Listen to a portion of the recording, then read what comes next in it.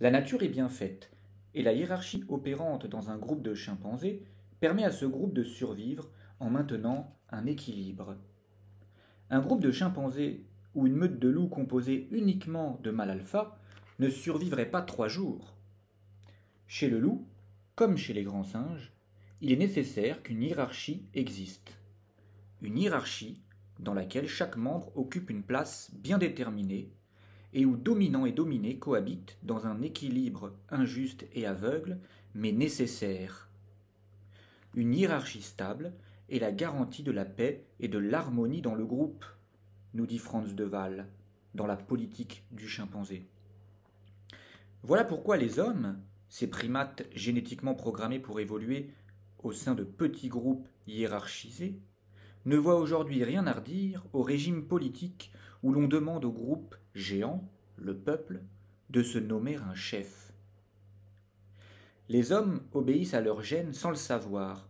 Et que demandent ces derniers? Un chef.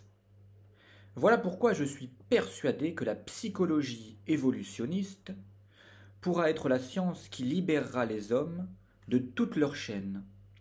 Et voilà pourquoi il faut que cette science soit enseignée dans les écoles, comme le sont aujourd'hui les mathématiques.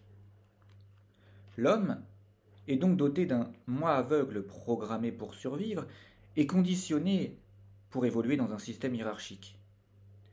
Il est autant un fruit de la nature que le loup ou le chimpanzé, et les lois aveugles qui évoluent en lui, instinct ou autre programmation génétique, sont autant présentes en lui que chez ces mammifères sociaux. L'unique et non maigre différence entre ces animaux et l'homme est que ce dernier est capable d'observer ses instincts afin de ne pas leur obéir aveuglément. Mais pour cela, il doit comprendre qui il est. Il doit donc faire grandir son moi intérieur capable de se demander qui suis-je.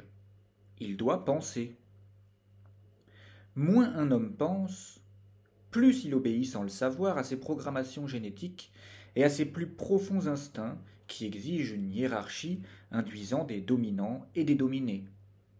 Moins un homme pense, plus le fait d'évoluer dans un système où règne un chef de meute lui est naturel.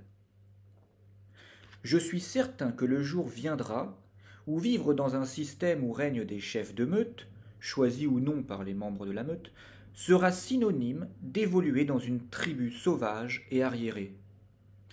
C'est-à-dire de vivre au sein d'un peuple obéissant à son animalité sans le savoir, et sans se rendre compte de l'injustice profonde que représente le fait d'établir une société dans laquelle quelques individus règnent en maîtres et légifèrent pour les autres.